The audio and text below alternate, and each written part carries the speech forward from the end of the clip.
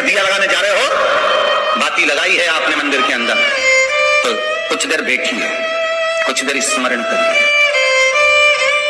हमारे यहां तो यहां तक कहा गया है कि किसी मुर्दे को अगर जलाया भी जाता है तो कपाल क्रिया तक रुकना पड़ता है कि थोड़ा रुकिए, कोई पीछे से आकर कुछ करना जाए। दीप जलाने थोड़ी देर रुकिए, और दीप का भी नियम है हमारा, दीप का भी नियम। दिए में जो फूल बत्ती लगती है, गोल बत्ती लगती है, गोल वाली, ये बत्ती हमेशा कोई विष्णु भगवान की पूजन कर रहे हो, शिव जी की पूजन कर रहे हो, कोई अन्य देवता का अगर आप स्मरण कर रहे हो तो गोल बत्ती लगाई जाती है। भगवान के मंदिर में पूजन कर रहे हो तो गोल बत्ती लगाना। लंबी बत्ती, लंबी वाली जो बत्ती होती है लक्ष्मी की पूजन में, देवी पूजन में, जितनी भी माताओं की आप पूजन करोगे, जितनी भी देवियों का आप स्मरण करोगे, उसमें लंबी बत्ती का प्रमाण। पितरों की पूजन में लंबी बत्ती का प्रमाण है। पितरों को कभी गोल बत्ती नहीं लगती। आप मटके के पास में, परिंदे के पास में, जल के पात्र के पास में कोई भी अगर दिया लगाएंगे तो वहां गोल बत्ती रखकर लगाएंगे तो घर में लक्ष्मी नहीं टिकेगी। कई लोग कहते हैं कि परिंदे के पास, मटके के पास में, पानी के स्रोत के पास में जहां जल भरते हैं, हंडा रखते हैं, टंकी रखते हैं, वहां पर मटके के पास बत्ती लगाओ, दिया लगाओ, पितर शांत रहेंगे। तो पितरों को शांत करो, मना नहीं है, पर दिया लगाने का नियम है कि पितरों को अगर आप दिया लगा रही हो मटके के पास, परिंदे के पास, या अमावस्या के दिन पितरों के लिए अगर दीप लगा रही हो तो गोल बत्ती अगर लगाओगी तो कार्य कभी सफल नहीं होगा। धन आएगा जाएगा, टिकेगा नहीं।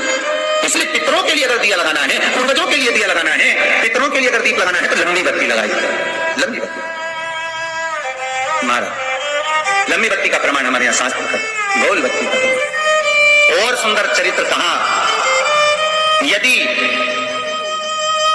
आपके जीवन में बहुत ज्यादा लक्ष्मी से तकलीफ है, कष्ट बहुत ज्यादा है, या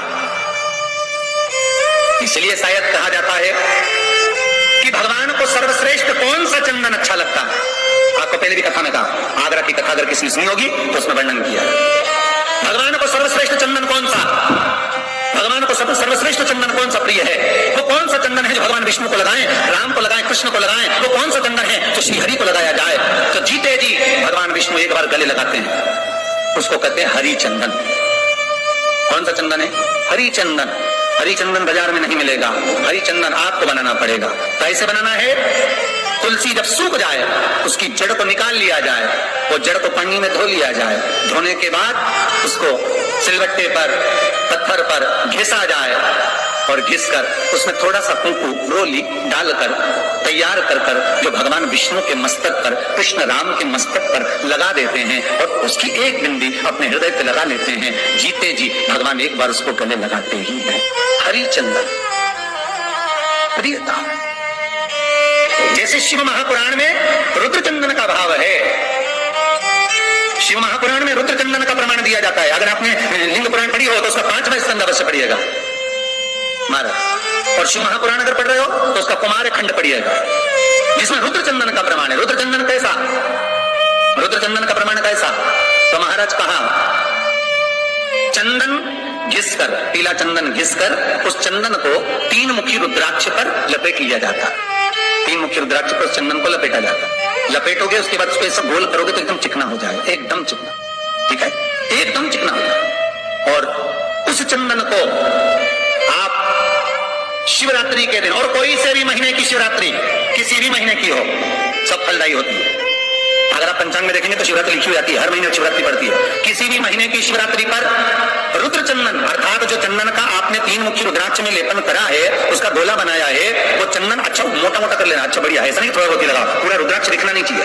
पूरा लपेट कर उसको शंकर के शिवलिंग पर ले जाकर रख दीजिए, और फिर धीरे धीरे शंकर भगवान का जलाभिषेक करना प्रारंभ कर दीजिए। वो चंदन पूरा धीरे धीरे शंकर के शिवलिंग पर डलना चाहिए। शंकर के मूल मंत्र श्री शिवाय नमस्तुभ्यम का जाप करिए, ये कहलाता है रुद्र चंदन। इस चंदन के अभिषेक से महाराज जो काम नहीं होता आप कर कर उस कार्य को प्राप्त कर सकते, सिद्ध कर सकते। रुद्र चंदन, हरि चंदन, रुद्र चंदन, ये वो चंदन है जो जीवन का सुख प्रदान करने वाला, हरितत्व दे। मंगल है, राहु है, केतु है, दशा बेकार चल रही है, लक्ष्मी नहीं आ रही, कष्ट बहुत है, फैक्ट्रियां नहीं चल रही, कहीं मत जाओ, मेरे शिव की शरण में जाकर एक बार शिव महापुराण को पूरी सुनो, शास्त्र के हटकर कुछ नहीं बोलेंगे।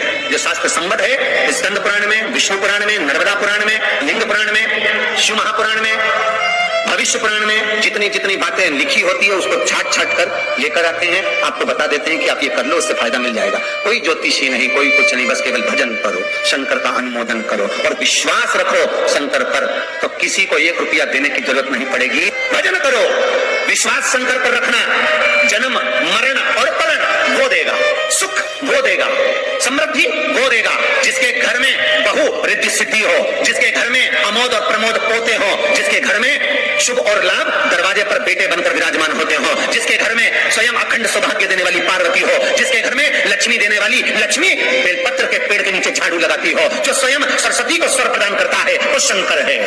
जब सब कुछ उसके पास में है, कुबेर का खजाना वो चोर को दे देता है, जब सर्वस्वता उसके पास है, तो आप इधर उधर डोलते क्यों हो? क्यों डोलो? उस पर विश्वास रखो। वो शंभो, वो शंकर, वो त्रिकालदर्शी, वो कैलाशी, वो अविनाशी सुख देगा, आनंद देगा।